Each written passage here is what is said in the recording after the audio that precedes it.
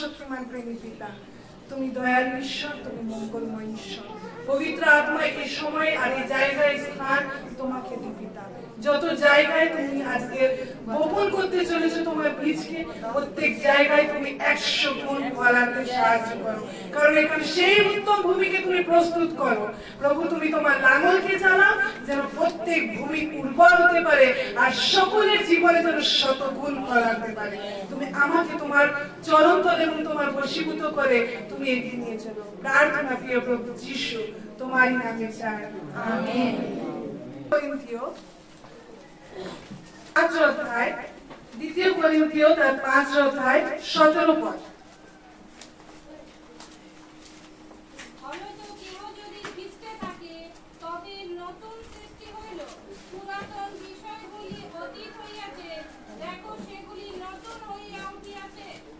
Amen. এই বাক্যকে আমরা অনেকবার শুনেছি। ঈশ্বরের বাক্য লেখা আছে, ফলত কেউ যদি খ্রিস্টে থাকে তবে নতুন সৃষ্টি হইল, পুরাতন বিষয়গুলি অতীত হইয়াছে, দেখো সেগুলি নতুন হইয়া উঠিয়াছে। হালেলুয়া। আমরা হচ্ছে নতুন সৃষ্টি। কি সৃষ্টি আমরা? কি সৃষ্টি আমরা? পাশে পাশে আমরা বলি আমরা নতুন সৃষ্টি, বলি আমরা নতুন সৃষ্টি। অনেকে চিন্তা করে থাকে যে আমরা আগে পাপী ছিলাম, আমরা আগে পাপ করতাম, ঈশ্বরের অবাধ্যাচরণ করতাম, আর যিশু এলো আমাদের জন্য, আর যিশু এসে কি করলো? আমাদেরকে ধুয়ে দিল। আর এখন আমরা আগে নোংরা ছিলাম, এখন ধুয়ে দিয়েছি, আর আমরা কি চলে যাবো? মরে যাওয়ার পরে স্বর্গে চলে যাবো। অনেকে চিন্তাধারা এটা, কিন্তু ঈশ্বর তার বাক্যে আরো উত্তম বিষয়কে আমাদের জন্য রেখেছেন।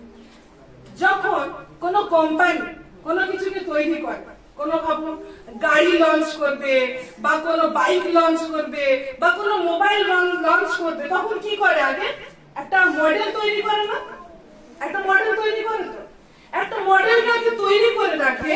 তৈরি করার পরে যখন ওই মডেলটা টিকমার পড়ে যায়, অ্যাপ্রুভ করে যায়, তারপর কি হচ্ছে? আরো তৈরি হতে থাকে। হালেলুয়া।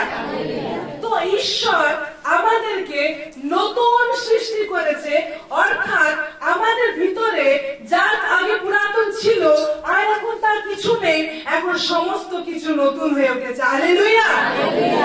এখন সমস্ত কিছু নতুন হয়ে উঠেছে।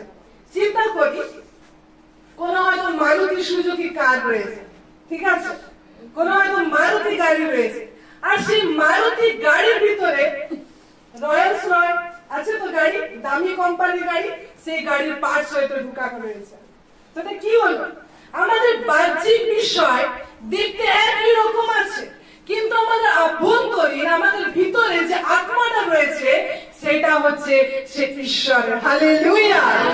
সেটা হলো সে ঈশ্বরের, যার ভিতর থেকে আর আমাদের পুরাতন জীবনের কাজ চলবে না, কিন্তু আমাদের সকল নতুন জীবনের কাজ চলবে। হালেলুয়া।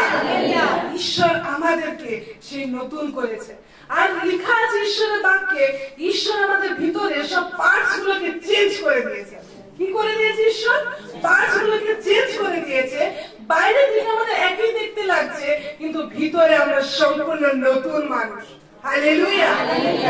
নতুন মানুষ যারা খ্রিস্ট যিশুতে আছে। খুব মনোযোগ দিয়ে বাক্যকে শুনি। লেখা আছে, ফলত কেউ যদি খ্রিস্টে থাকে তবে নতুন সৃষ্টি হইল। নতুন মানে কি? নতুন মানে কি? একটা ঘরে হয়তো আমাদের ফ্রিজ ছিল না, সেই ফ্রিজটা আমাদের বাড়িতে নতুন এলো, মানে সেটা আমাদের ছিল না, কিন্তু নতুন জিনিস এলো। নতুন মানে আর আমরা আর আমাদের ভিতরে নেই, কিন্তু ঈশ্বর খ্রিস্ট আমাদের ভিতরে রয়েছে। হালেলুয়া।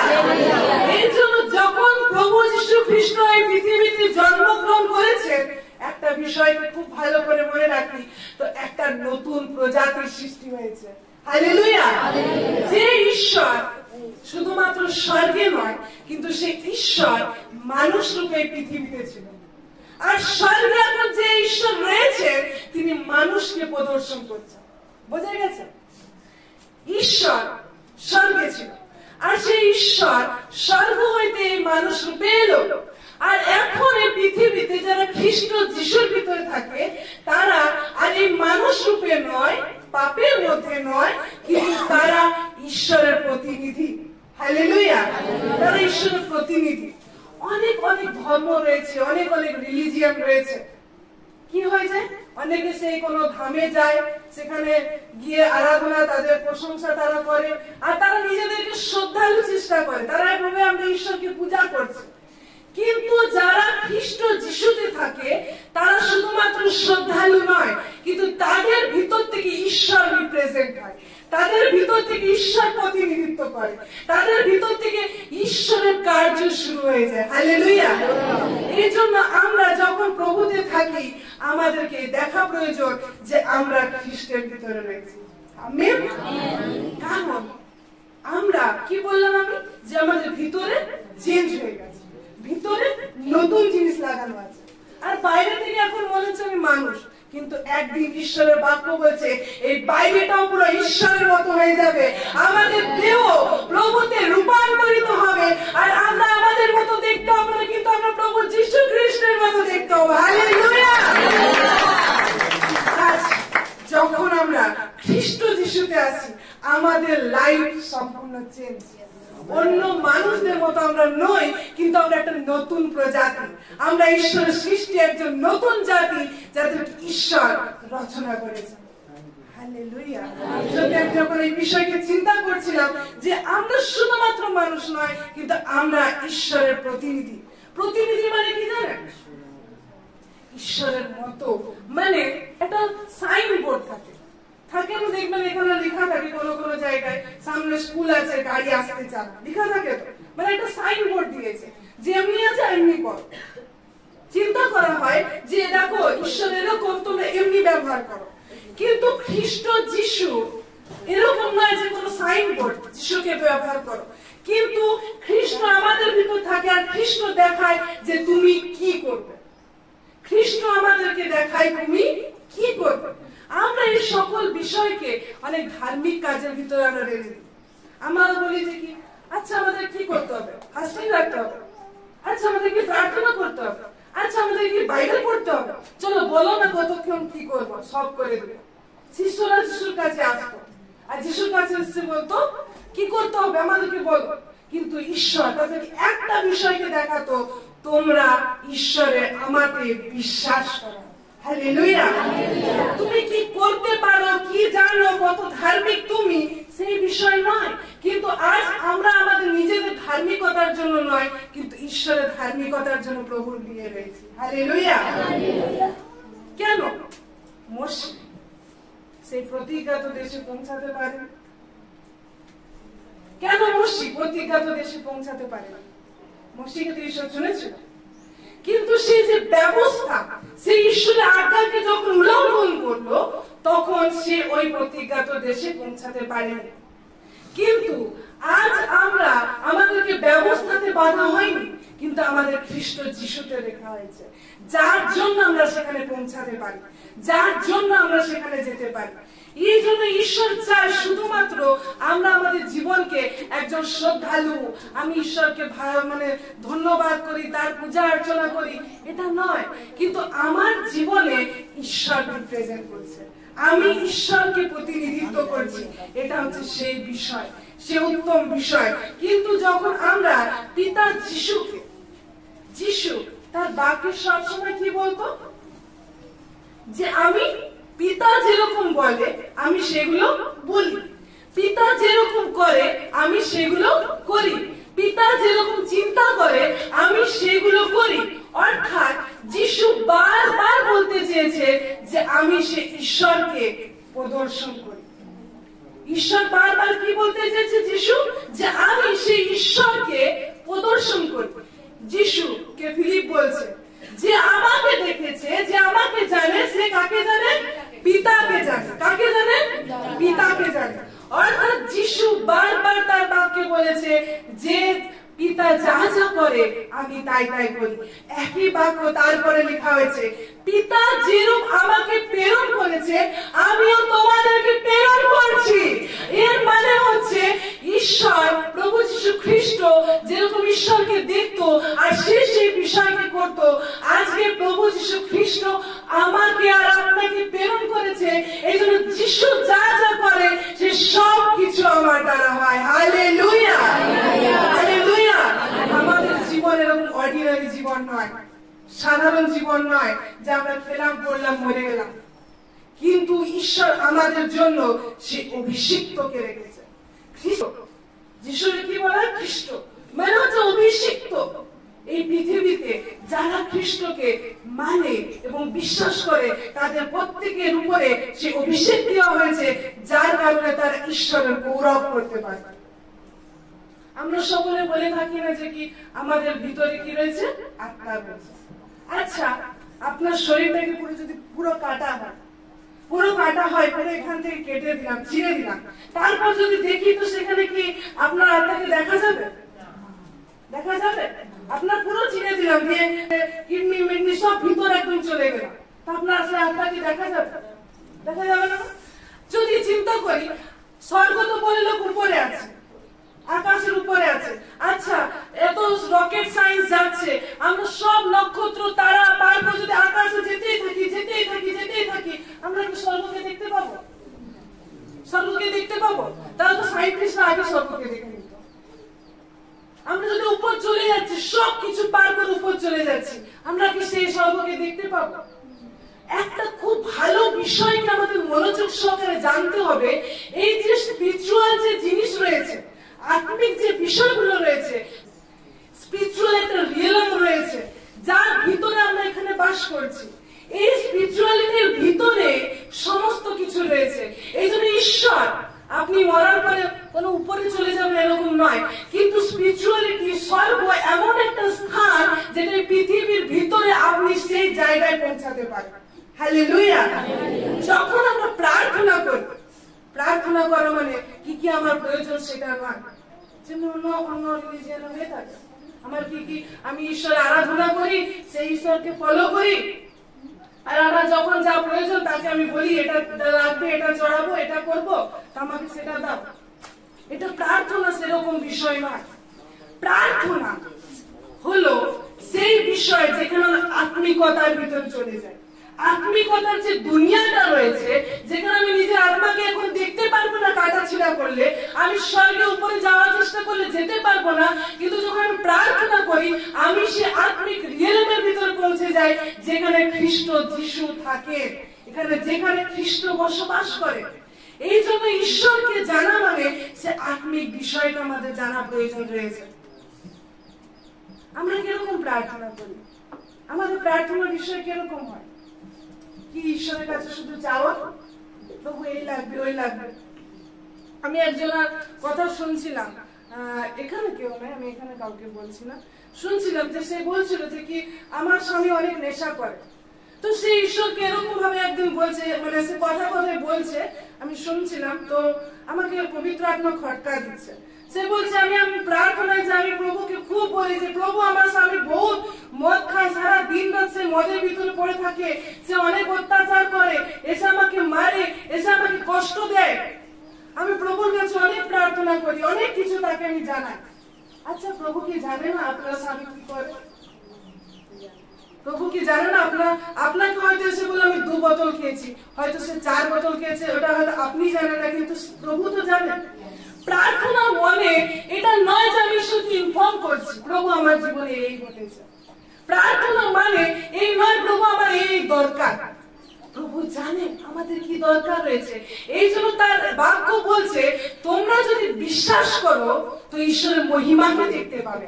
তাহলে আপনি যে বিষয়ে মহিমাকে দেখতে চাইছেন, কেন আমরা সেই প্রার্থনা আমাদের সেটাকে ইনক্লুড করি না?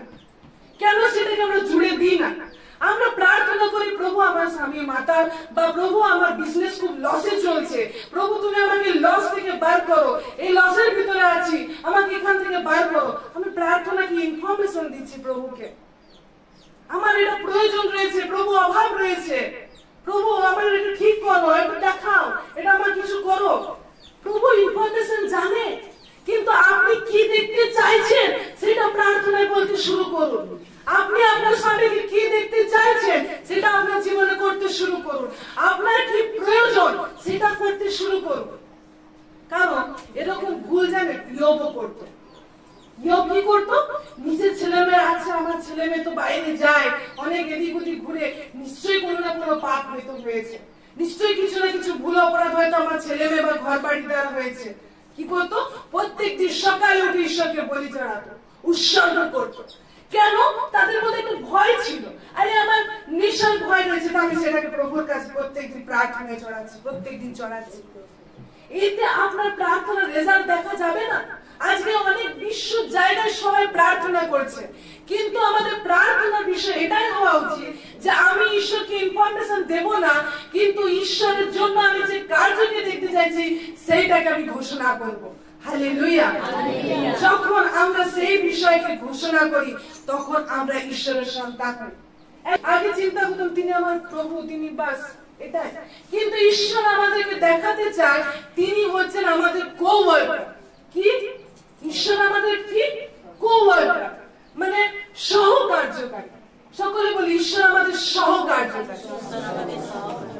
এটার মানে হলো যে আমি বা ঈশ্বর একা কাজ করছে এরকম নয়, ঈশ্বর আপনার জন্য সব করে দেবে এরকম নয়, কিন্তু আপনি আর ঈশ্বর একসাথে কাজ করি, আমি আর ঈশ্বর একসাথে কার্য করি। এটাই ছিল পিতার ইচ্ছা যে আমার সন্তানরা, আমি যাদেরকে বানিয়েছি তারা এবং আমি একসঙ্গে তার রাজত্ব করব, একসঙ্গে আমরা কার্য করব। অনেক সময় এরকম হয়ে যায় তো আমার খুব কষ্ট হয়। আজকে খ্রিস্টীয় সমাজে অনেক মানুষকে এরকম হচ্ছে যে নরককে দেখানো হচ্ছে, দেখো নরক কত ভয়ঙ্কর, নরকে তুমি পাপ যদি করো সেই নরকে চলে যাবে, সেখানে তোমার মৃত্যুবরণ হবে, এই জন্য তুমি প্রভুর কাছে আসো। কিন্তু প্রভু যীশু খ্রিস্ট কোন জায়গায় শুধু নরককে বর্ণনা করতে আসেননি, কিন্তু তিনি সেই স্বর্গকে দেখাতে এসেছেন, যেখানে তিনি বারবার বলছে তোমরা মন ফিরাও কারণ স্বর্গ রাজ্য তোমাদের কাছে। ভয়ে যদি ঈশ্বর কিছু করছি, ঈশ্বরের সাথে প্রসন্ন নয়, ও আমি যদি এটা করি, ও আমি যদি খারাপ ফিল্ম দেখি আমি নরকে চলে যাবো, এই জন্য দেখবো না। আমার কেন থটস বা আমার চিন্তা সে প্রভুর প্রতি প্রেমকে দেখায় না যে প্রভু আমাকে ভালোবাসার, এটা দেখলে আমার প্রভু কষ্ট পাবে। যতক্ষণ না খ্রিস্ট বিশ্বাসীদের হৃদয় এরকম গড়ে উঠছে ততক্ষণ আমরা এখানে টিকে থাকতে পারবো না, প্রভু যিশুকে আমি শক্ত হতে পারবো না। যদি আমার চিন্তা হয় ও আমি ব্যভিচার যদি করি, ঈশ্বরের বাক্য লেখা আছে ব্যভিচার করলে তুমি নরকে যাবে, ওই জন্য আমি করবো না, তার মানে কি আমি ঈশ্বরের সেই শাস্তি থেকে ভয় পাচ্ছি কিন্তু ঈশ্বরকে আমি প্রেম করি না। শুনতে হয়তো খারাপ লাগবে, ঈশ্বরকে আমি প্রেম করি না কিন্তু নরকের ভয় আমি করছি না। আরে তোমাকে স্বর্গে ওখানে থাকতে হবে, তুমি নরকের ভয় তোমার জন্য রাখা হবে? আজকে আমাদের দৃষ্টিকে আমরা খুলে দিই, দৃষ্টিকে দেখি কোন সন্তান যদি তার বাচ্চা বাবা মাকে যদি ভালো না বাসে সে কি করে তার সঙ্গে থাকবে? আজকের খ্রিস্ট বিশ্বাসীদের ঈশ্বরের ভালোবাসাকে দেখা প্রয়োজন রয়েছে, যে ঈশ্বর আপনাকে কত ভালোবাসে আর ঈশ্বর আপনাকে কি কি রূপে চালনা করছে। আজকের আমাদের জীবনে বিশ্বাসের কমই থাকার কারণে আমরা ঈশ্বরের কার্যকে দেখতে পাই না।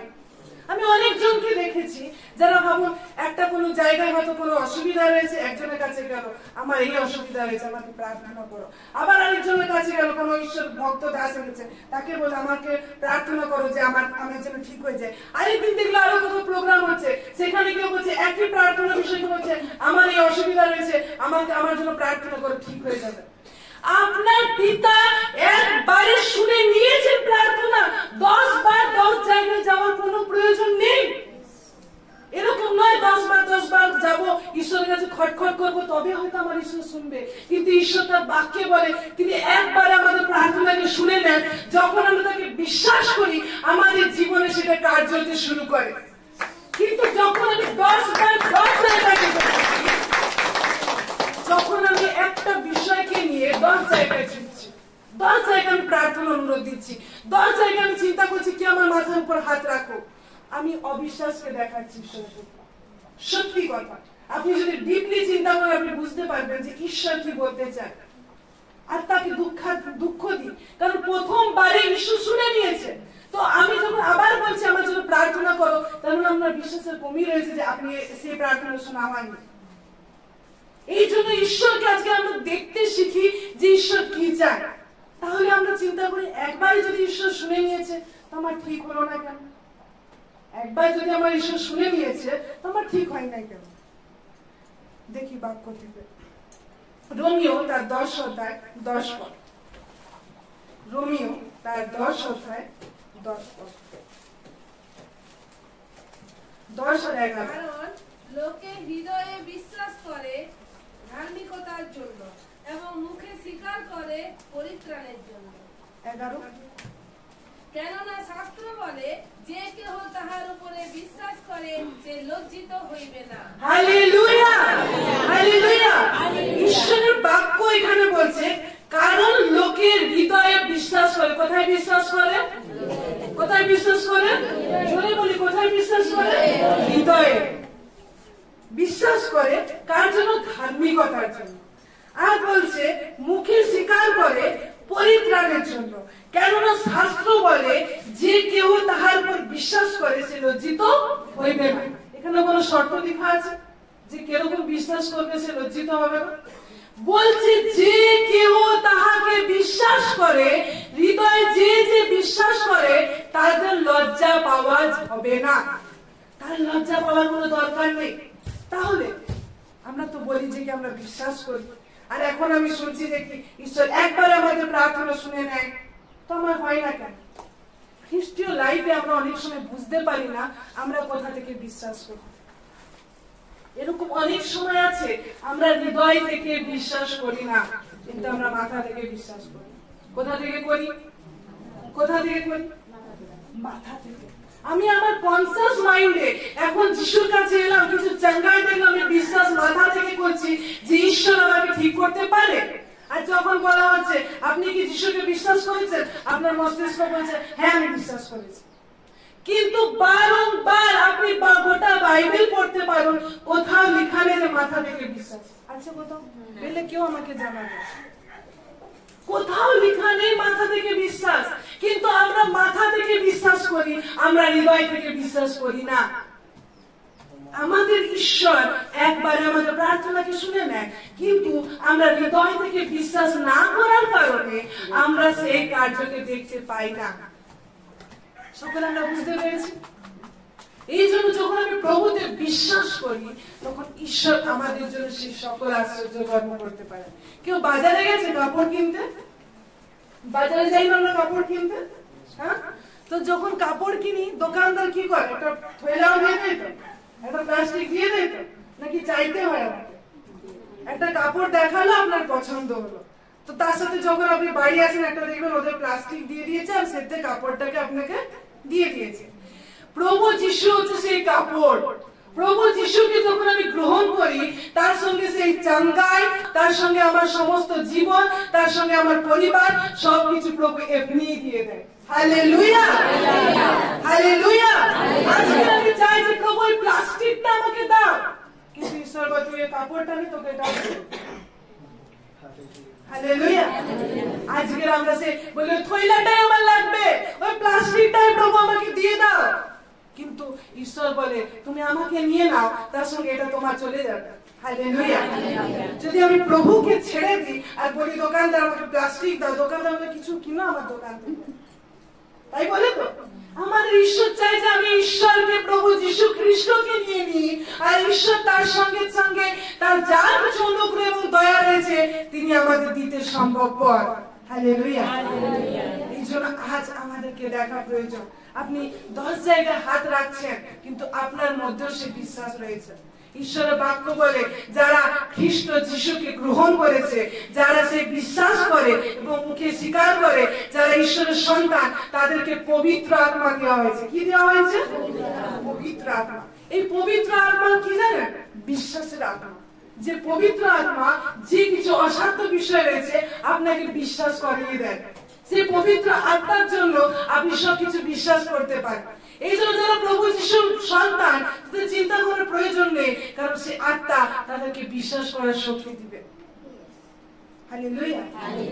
এই জন্য বেশিরভাগ সময় আমরা চিন্তা করি যে আমার কি হবে, কি হবে, কিন্তু প্রভুকে দেখতে শুরু করুন যে প্রভু আমার জন্য কি কি বাক্য রিলিজ করছে, প্রভু আমার জন্য কি কি বলেছে, কারণ ঈশ্বর আমাদের জন্য যথেষ্ট। হালেলুয়া। একটা বিষয়কে, খুব গুরুত্বপূর্ণ বিষয়কে, এটা খুব গুরুত্বপূর্ণ বিষয় যেটা আপনাদেরকে বলছি।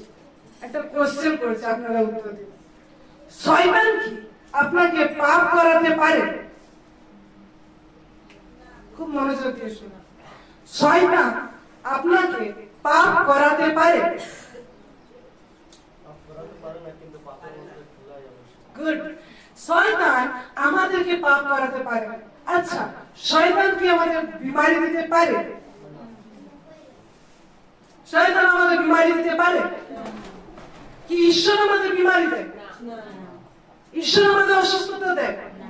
ঈশ্বর তার বাক্যে বলছে কোন মন্দ বিষয় তার কাছ থেকে আসেনি, সমস্ত উত্তম দান ও বরদান সে স্বর্গ হইতে নেমে আসে। তাহলে কোনটাই, কোন খারাপ, কোন অসুস্থতা আপনাকে ঈশ্বর দিল? ঈশ্বর যখন বলছে সমস্ত উত্তম দান ও বরদান সে স্বর্গ হইতে নেমে আসে, তাহলে ঈশ্বরের কাছে কোনো খারাপ বিষয় নেই। তাহলে শয়তান, তাহলে বিমারিটা এলো কোথায়?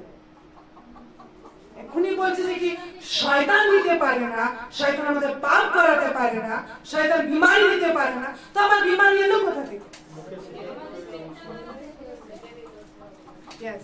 সেই শয়তান আপনাকে কখনো ডাইরেক্ট পাপ দিতে পারে না। সেই শয়তান কখনো আপনার জীবনে ক্যান্সার দিয়ে দিতে পারে না। সে যদি ওরকম পারতো না, তা আপনাকে মেরেই ফেলতো, তার যদি তো পাওয়ার থাকতো। শয়তান হচ্ছে পাওয়ারলেস, তার কোনো শক্তি নেই, সে নিরস্ত্র, সে হারা হওয়া। এই জন্য ঈশ্বর তার পবিত্র বাক্যে বলছে শয়তান হচ্ছে হেরে গেছে। আপনি শয়তানের থেকেও বিজয়ী, শয়তান থেকেও আপনি ঊর্ধ্বে, আপনি সেই ঈশ্বরের সন্তান। কিন্তু শয়তান কি করতে পারেন জানেন? শয়তান আমাদেরকে পাপে কখনো বিপদ দিতে পারে না, কিন্তু শয়তান আমাদেরকে লালচ দেখায়। কি করে? আমাদেরকে বাক্যের সাথে আমাদেরকে খেলা করতে হবে। তোর হওয়ার জীবনও ঈশ্বর কোনো পাপ দেয়নি, সেই শয়তান কোনো পাপ দেয়নি, পাপ কর। কিন্তু শয়তান আমাদের ভিতরে খারাপ থটস, শয়তান আমাদের ভিতরে খারাপ চিন্তা, শয়তান আমাদের মধ্যে এমন ভুলভাল ইমেজ নিয়ে আসে যেটা আমাদেরকে বিনাশের রাস্তায় নিয়ে যায়, সেই বিনাশের পথে নিয়ে যায়। আজকে আমাকে খুব ভালো করে দেখা প্রয়োজন রয়েছে যে কি শয়তান কি করতে চায়, কারণ শয়তান হারাবো, সে আমাদের জীবনে কিছু করতে পারে না। কিন্তু সে শয়তান খারাপ খারাপ থটসের মাধ্যমে, খারাপ খারাপ চিন্তা ভাবনার মাধ্যমে, ভুল কল্পনার মাধ্যমে সে আমাদেরকে বিনাশের পথে নিয়ে যায়। ও আমার কোমর ব্যথা করছে, আরে হাড্ডিটা ক্ষয়ে যাচ্ছে না তো, বয়স হচ্ছে, এই তো। এই যে শয়তান আমাদেরকে জাস্ট একটা চিন্তা দেখায়, একটা সিমটমস দেখায়, এই চিহ্নগুলো দেখায়। আমি গলাটা খচখচ করছে, মনে এবার কিছু হবে মনে হচ্ছে। এই যে চিন্তাটা শয়তান আপনার জীবনে দিল, আর আপনি এসে বলছেন কিছু মনে একটা হচ্ছে, তার উপায় নেই কিছু করে আপনাকে দেওয়ার, কিন্তু ওই সিমটমসের দ্বারা সে আপনাকে দেখায় আপনার কিছু হচ্ছে, আর আপনি সেটাকে বিশ্বাস করতে থাকেন, আর আপনার জীবনে সেটা ঘটে যায়।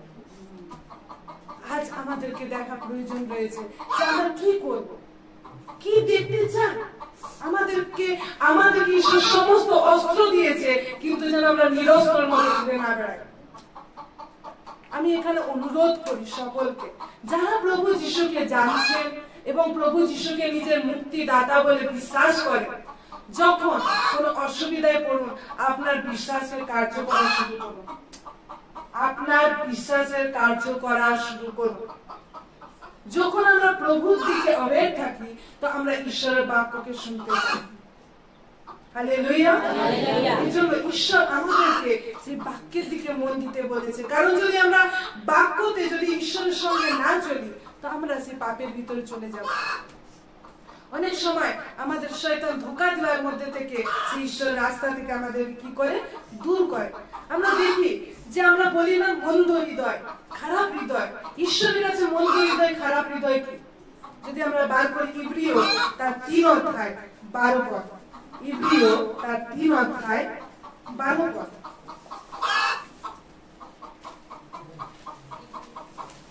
ইব্রিয় তার 3 অধ্যায় 12 পদ।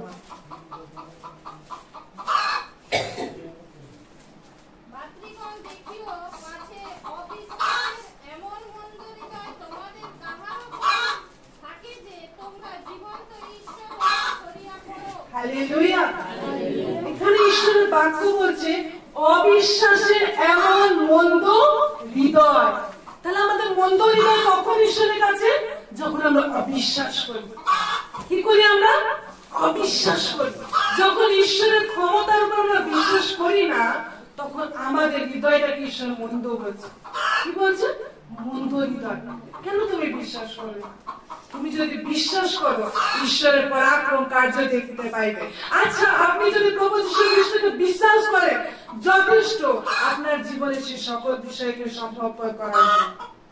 অনেকে এরকম চিন্তা করে থাকি, আমরা শয়তানকে অনেক পাওয়ারফুল মনে করি আর বলি শয়তান না আমাদেরকে এই বাধাটা এনে দিল, চার্চে এর জন্য আসতে পারবো। শয়তান আমার একটা হঠাৎ রোগ জ্বালা এনে দিয়েছে, ওই জন্য আমি আজকে ঈশ্বর মন্দিরে আসতে পারি। আমার অনেক ঘুম করছিল, শয়তান হঠাৎ ঘুম এনে দিয়েছে, ওই জন্য আমি না প্রার্থনায় ঠিক বসতে পারি। আমরা শয়তানকে কি পাওয়ারফুল মনে করি আর বলতে থাকি শয়তান এটা করেছে বলে আমার হয়েছে। শয়তান কিছু করতে পারে না। শয়তান কিছু করতে পারে না আপনার জীবনে। কিন্তু যখন আমরা শয়তানকে ভাবি ও করেছে, শয়তান কিছু করতে পারে না, শয়তান নিরস্ত্র। কিন্তু আপনার ভিতরে যে শক্তি রয়েছে, সে সকল কার্য করা। শয়তানের যদি এত পাওয়ার থাকতো না, আপনাকে যিশুতে আসতেই দিত না। সহজ ব্যাপার। শয়তান আপনাকে চার্চে আসতে কেন মানা করবে? আপনি নিজে সেটাকে চিন্তা করে রেখেছেন আর হৃদয়ে ভরে রাখছেন, আমার মনে এই অসুবিধাটা হয়েছে, এই জন্য আমি যেতে পারবো না। শয়তানের যদি অতটা পাওয়ার থাকতো, তাহলে ও আপনাকে প্রভুতে আসতেই দিত না।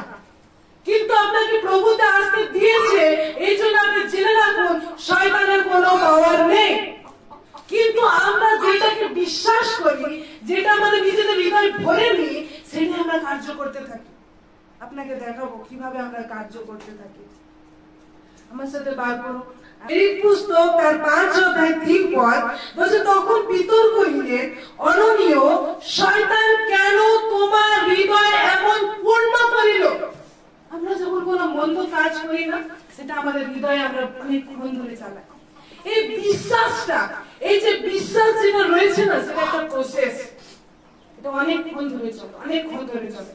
আপনার জীবনে আপনি ঈশ্বরের বিষয়ে জেনেছেন, আপনার মাথা প্রথমে গ্রহণ করেছে। আপনি ঈশ্বরকে জেনেছেন, ঈশ্বরের কথা শুনেছেন, আপনার মাথা গ্রহণ করেছে। ঠিক আছে? তো কোন বিষয়টা আপনি হৃদয়ে নিতেন, সেটা আপনার উপর নির্ভর করে। শয়তান অনেক বাজে বাজে থটস আমাদের দেয়। যখন কোনো সিমটমস আসে, সে কোনো রোগের চিন্তা করে। যখন আমাদের পরিবারে হয়তো আমার ছেলেটা রাত হচ্ছে ফিরতে, সে কোনো দুর্ঘটনার সিমটমস দেয়। শয়তান এইভাবে আমাদের মাথায় অনেক কিছু খেলা করে। কিন্তু আমাদের দেখার প্রয়োজন রয়েছে কোনটা আমি হৃদয়ে আনছি। এটা আমার আর আপনার কাছে। আপনাকে একটা বাজে থটস দিল, সেই থটসটা আপনি চিন্তা করেছেন। আপনি দেখছেন যে আজকাল না আমাদের গ্রামে প্রচুর চুরি হচ্ছে। আপনি শুনছেন, যার কাছে যাচ্ছেন, ভাই প্রচুর চুরি হয়েছে, প্রচুর অসুবিধা হয়েছে, ভাই ওখানে যান, সেখানে ডাকাতি হয়েছিল, ওখানে খুব বড় একটা চোর এখানে খুব কাজ করেছে। আপনার মাথায় ইনফরমেশন যাচ্ছে কি হচ্ছে? চুরি হচ্ছে। এবার আপনি ওই থটসটাকে নিজের হৃদয়ে নিয়ে নিচ্ছেন। আরে ভাই, আমার গেট লাগা, আজকে রাত হয়ে গেছে, 8টা বাজছে, গেট লাগা, সিকিউরিটি প্রয়োজন। কিন্তু আপনার হৃদয় সেটাকে কন্টিনিউ করছে যে আমার জীবনে সেটা ঘটবে কিনা। আরে ভাই, এখন মেয়েদেরকে বাইরে বেরোতে দিস না, অনেক খারাপ কাজ হচ্ছে। আপনি বলছেন, এই যাবি না তোরা কেউ, তোর কোথাও যাবি না, অনেক খারাপ কাজ হচ্ছে। সিকিউরিটির প্রয়োজন, কিন্তু আপনার হৃদয় ওটাকে বিশ্বাস করে নিয়েছে, ওটাকে ভরপুরি করে নিয়েছে, আর সেই অনুযায়ী আপনার জীবন চলছে। আর সেটাই তাদের জীবনে ঘটে। অননীয় এই যে চিন্তা করেছিল যে আমি প্রভুর পয়সাকে অল্প রাখবো আর অল্প দিব, একদিন নয়, একদিন আমি চিন্তা করলাম দিলে, এরকম নয়। বারবার এই থটসটা, এই চিন্তাটা শয়তান এনেছে যে তোর টাকা থেকে কিছু টাকা তুই প্রভুর কাছে দে, আর কিছুটা নিজের জন্য রেখে দে, আর দিয়ে বলবি আমি সব টাকা দিয়েছি। কেউ থোড়ি না জানতে পারবে। কে থটস দিয়েছে? শয়তান। এই থটসটা কার? শয়তানের। এবার শয়তান এই থটসটা দিল, এবার তার কি মনে উচিত যে না, আমি প্রভুর জন্য রেখেছি, আলাদা করে দেব। এটা হচ্ছে আমি সেই থটসটাকে, শয়তানের থটসটাকে ক্যান্সেল করলাম। এবার অননীয় কি করেছে, এই যে থটসটা তার ভিতরে এসছে, সেটাকে ক্যারি করছে। আমি করা যেতে পারে, কিছু তো জানা যাবে না। আমি যদি বলি এত টাকা হয়েছে, কে ধরবে আমাকে? এই থটসটা বারবার সে প্রসেস করছে, চিন্তা করছে, আর করে সে বুঝতেও পারেনি কখন তার হৃদয়টা পূর্ণ হয়ে গেছে। হালেলুয়া। আমরা এইভাবে ঈশ্বরের বিরুদ্ধে চলে যাই, আর এইভাবে ঈশ্বরের কাছে চলে আসি। কি থটসটাকে, কি ঈশ্বরের চিন্তাটাকে না শয়তানের চিন্তাটাকে আমি ভিতরে নিচ্ছি। হৃদয় মানে এই যে হাড়টা ধুক করছে, সেই হৃদয় নয়।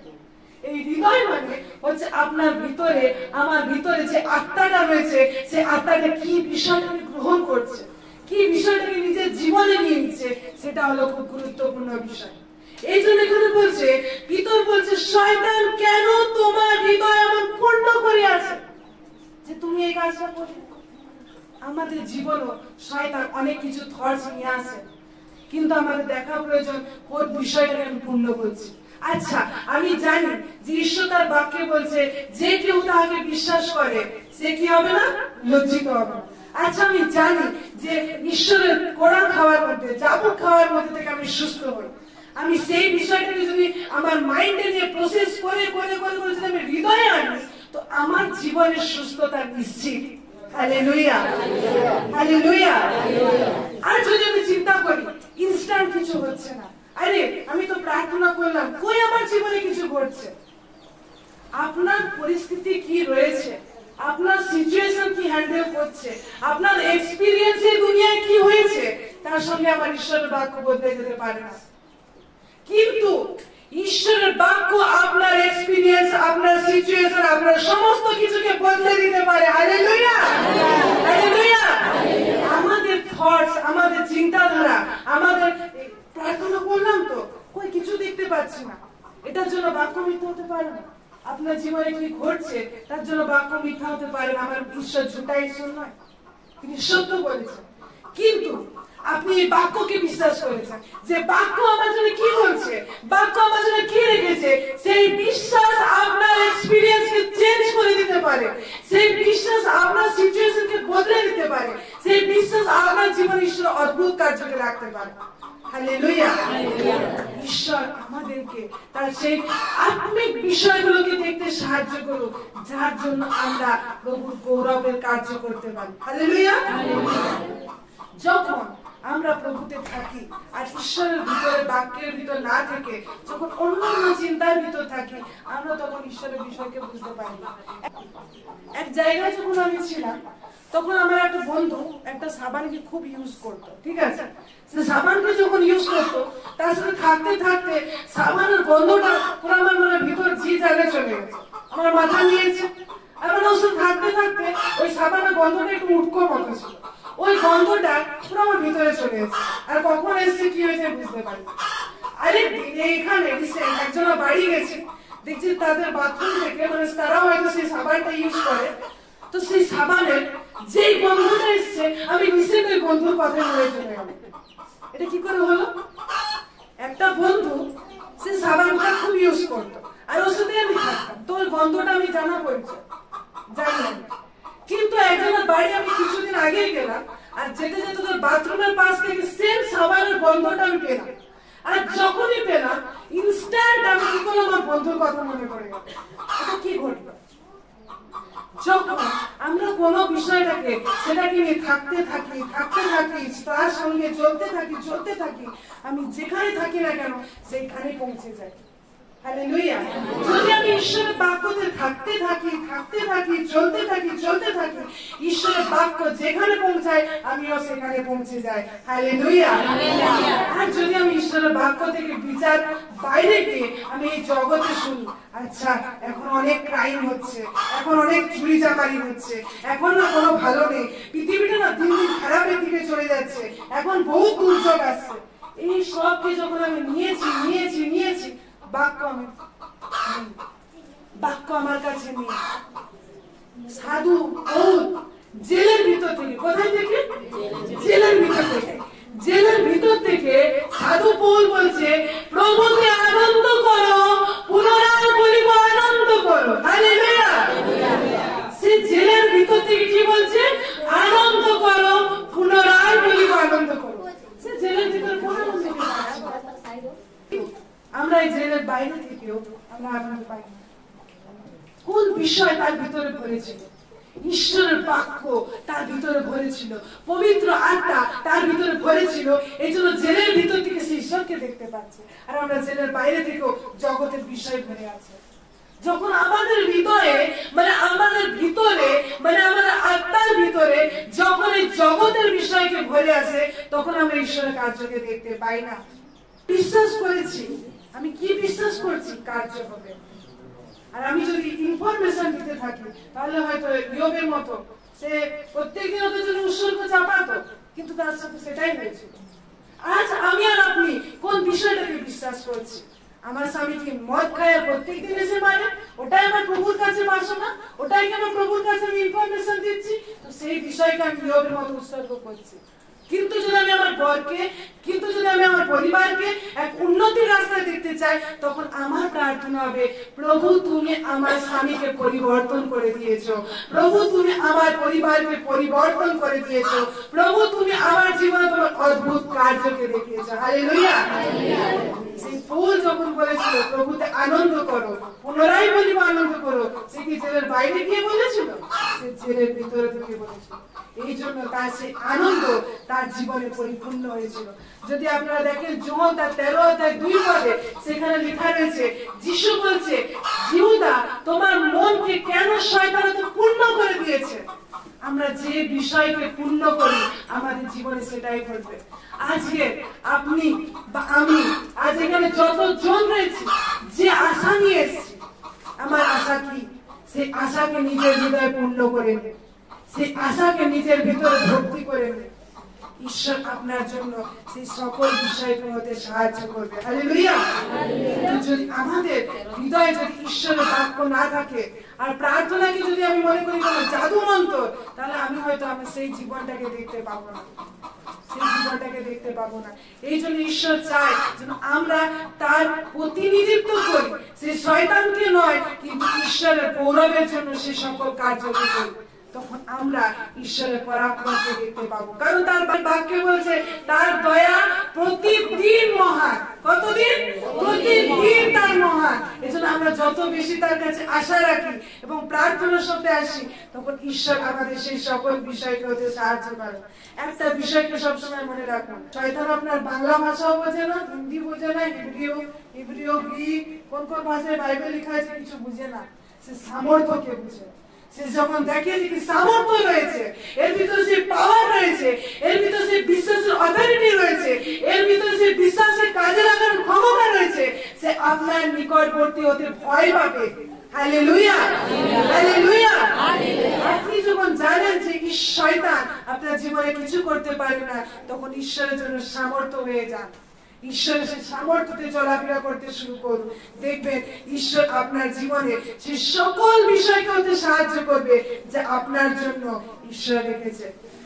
জন্য যখন ঈশ্বরের কাছে আসি, ঈশ্বরকে আমরা দেখি যে ঈশ্বর কি চাই। ঈশ্বর ব্যভিচারীর কাছে গেছিল, ঈশ্বর ব্যভিচারীকে বলেছিল, ব্যবস্থায় লেখা আছে ব্যভিচার করিও না, কেন করছো? বলেছিল। ঈশ্বর শিষ্যদেরকে কি বলেছিল? কেন করছো? বকেছিল কখনো তাদের কোন কাজের জন্য? তারা শীষ ছিঁড়ে খাচ্ছে, বিশ্রাম বারের যেরকম তেরকম যাচ্ছে, বকেছিল তাদেরকে? কখনো ভর্ৎসনা করেছিল? তিনি পাপী পরগ্রাহীদের সঙ্গে ছিল, কখনো পাপীদেরকে বলেছিল যে কে তোমরা কেন কর নিচ্ছ, এ করছো? কখনো বলেনি। কিন্তু সব সময় তাদেরকে বকেছে, তার শিষ্যদেরকে বলেছে তোমরা কেন অল্প বিশ্বাস করেছো, কেন তোমাদের বিশ্বাসটা কম রয়েছে? কারণ ব্যবস্থা আমাদেরকে ঈশ্বরের কাছে নিতে পারে, এই জন্য যিশুকে আসতে হয়েছে। আচ্ছা, আমরা আপনাদেরকে আমি বলি, চোখ বন্ধ করুন, সকলে চোখ বন্ধ করুন, সকলে চোখ বন্ধ করুন। আমি যেটা বলছি সেটা মন দিয়ে শুনুন। লাল আপেল চিন্তা করো না, লাল আপেল চিন্তা করো না, লাল আপেল চিন্তা করো না। চোখ খুলো। কতজন লাল আপেলকে দেখেছো? কতজন লাল আপেলকে দেখেছো? ছোটনদা বলছে দেখেছি, লাল আপেল দেখেছে। আমি কি বলছি? লাল আপেল চিন্তা করো না। ব্যবস্থা এরকম বলছে, এটা করো না, এটা করো না, এটা চলো না, তো করতে পারছে না। আমি আমি আপনাদের কি বলছি, লাল আপেল চিন্তা করুন। আপনারা প্রায় জন এখানে লাল আপেল চিন্তা করে বসে ফেলেছেন। যেটা আমাদেরকে না বলছে, বারবার মানুষ এখানে চলে যায়। এই জন্য মসি হয়তো সেদিন প্রতিজ্ঞাত দেশে পৌঁছাতে পারেন, কিন্তু ঈশ্বর তার নিজের আজ্ঞায় নতুন নিয়মে বারবার বলেছে, তোমরা আমার আজ্ঞা পথে চলো, তোমরা এটা করো, তোমরা এইখানে চলো, তোমরা সেই বিষয়টাকে দেখো। তোমরা যদি বিশ্বাস করো ঈশ্বরের মহিমা দেখিতে পাইবে। তার কোনো জায়গায় বলেন এটা আপনি এটা করো না, কারণ আমাদেরকে যেটা না বলে সেই ব্যবস্থা বারবার আমরা বিফল করে দিই। কিন্তু যখন আমরা ঈশ্বর আজ্ঞাকে মানি, যখন ঈশ্বরকে মানি, ঈশ্বর বলে তুমি প্রার্থনা করো, বিশ্বাসের প্রার্থনায় তুমি সেই ফলকে পাবে, আমরা পাই। হালেলুয়া। আপনাকে বোঝানোর মকসদ হচ্ছে এটাই যে আমরা যেটা চাই না সেই পথে যেন না যাই, সেই প্রার্থনা যেন না করি, সেই বিশ্বাস যেন আমাদের ভিতর না থাকে, ও আমার জন্য লস না হয়, লস না হয়। আমি এটা চিন্তা করি। অনেকে তো আবার এরকম মনে হয় যে হয়তো খুব গলায় ব্যথা রয়েছে, তো তাকে জিজ্ঞেস করছি যে কি প্রেজ দ্য লর্ড, আমার কেমন আছো তুমি? তো সে গলাটা এরকম করে বলছে। আর তখন বলছে আপনার গলায় ব্যথা নাকি? সে বলছে না না আমার গলায় ব্যথা না, আমার গলায় ব্যথা। আচ্ছা আপনার গলার প্রবলেম হয়েছে, বোঝা যাচ্ছে। বিশ্বাস করা মানে ডিনাই করা নয়। বিশ্বাস করা মানে, খুব মনোযোগ দিয়ে শুনুন, বিশ্বাস করা মানে আমি সেটাকে অস্বীকার করছি এরকম নয়। আমার গলা ব্যথা হয়েছে, কিন্তু আমি বিশ্বাস করি প্রভু সেই বাক্যে, যে প্রভু তার বাক্যে বলছে তোমাদের যত বড়ই পাহাড় থাকুক না কেন, সে পাহাড় সমুদ্রে গিয়ে উপড়াতে পারে। হালেলুয়া। যদি আমি এরকম বলছি, অস্বীকার করা মানে হচ্ছে আমি বলছি পাহাড়ই নেই, আমার গলায় ব্যথা হয়েছে, আমি কথা বলতে পারছি না, এটার মানে আমি এটা বলবো না যে আমার গলা ব্যথা নেই, কিছু হয়নি আমার। এটা নয়, এটা বিশ্বাস নয়, এটা আপনি অস্বীকার করছেন। আপনি বলছেন আমার পাহাড় নেই, তো আপনার পাহাড়টা সরবে কি করে? আপনার হয়েছে, কিন্তু আমি ঈশ্বরের বাক্যতে বিশ্বাস করি আর সেই বিষয়ে আমি চলছি, তার মানে আপনার ভিতর থেকে পাহাড় সরে গেছে। হালেলুয়া। এই জন্য আমাদের চক্ষুকে ওপেন করা প্রয়োজন রয়েছে। আমার বিশ্বাসই নয়, ও বিশ্বাস করতে বলেছে, যেটা আমার দেখতে চাই না সেটা বলবো না, এটা নয় যে আমি বলতে আমার নেই, এটা আমি ভাবনা করি ঈশ্বরকে, ও আমার কিছু হয়নি। কিন্তু ঈশ্বর জানেন আপনি বাক্যতে বিশ্বাস করছে কিনা, তার ওয়ার্ড, তার বাক্যের ভিতরে আমাকে বিশ্বাস করা প্রয়োজন রয়েছে। আমি যদি বলি আমার পাহাড়ই নেই, তো পাহাড় সরবে কোথা থেকে? পাহাড়, ঈশ্বর বাক্য বলেছে যত বড়ই পাহাড় হোক না কেন, সে সমুদ্রের নিচে উপড়ে চলে যাবে আর তাকে দেখতে পাওয়া যাবে না। হালেলুয়া। আমরা সেই বিষয়টাকে বিশ্বাস করি আর ঈশ্বর আমাদের জীবনে সেই বিষয়গুলোতে সাহায্য করবে। হালেলুয়া। ঈশ্বর যে বাক্যকে আমাদের জীবনে রেখেছে, আমরা যেন সেই বাক্য অনুযায়ী চলি। যারা যারা, আমি অনুরোধ করি আর তাদেরকে শিখাতে চাই এটা, যারা যারা আমরা প্রভু যীশু খ্রিস্টকে বিশ্বাস করি, তারা নিজেদের বিশ্বাসের কার্য করতে শুরু করুন। একটা বাচ্চা যদি বারবার তার মাকে বলবে, আমার একটা বাচ্চা যদি ক্লাস 10-এ পড়ে, সে যদি বলে আমার জুতার ফিতা বেঁধে দাও, ভালো দেখাবে? আপনি ছোটবেলায় ছিলেন, জুতার ফিতা বাঁধতে পারতেন না, আপনার মা বেঁধে দিত, আপনার মা করে দিত। কিন্তু যখন আপনি প্রভুতে বাড়ছেন, ডেভেলপ হচ্ছেন, ঈশ্বর তার বাক্যে বলছে তুমি বিশ্বাস করো, তুমি লজ্জিত হবে না, তো আপনি আপনার বিশ্বাসে কার্য করা শুরু করুন, নাকি আমি এদিক ওদিক খুঁজবো আমাকে কেউ হেল্প করুন। হৃদয় অন্তঃকরণ দিয়ে বিশ্বাস করুন। আপনি যাচাই যাইবেন না যে আমার বিশ্বাস আমি প্রার্থনা পারি না, সে হয়তো ভালো বিশ্বাস করে, কিন্তু বিশ্বাস যখন আমি কার্যকর করা শুরু করি, আমি আমার জীবনের রেজাল্ট দেখতে শুরু করি। আপনি যদি কখনো করবেন না, আপনি কখনো দেখতে পাবেন না যে ঈশ্বর আপনার জীবনে সে একই পাওয়ার ফেলে দিচ্ছে। ঈশ্বর আপনাকেও সন্তান বলেছে, সে প্রভু দাসকেও সন্তান বলেছে। বিশ্বাস করি আমি নয়, কিন্তু পবিত্র আত্মা আপনাদেরকে আরো অনেক অনেক বিষয় শিখিয়েছেন। ঈশ্বরের বাক্যে আমাদের প্রত্যেককে আশীর্বাদ করুন। হালেলুয়া। ঈশ্বরের ধন্যবাদ।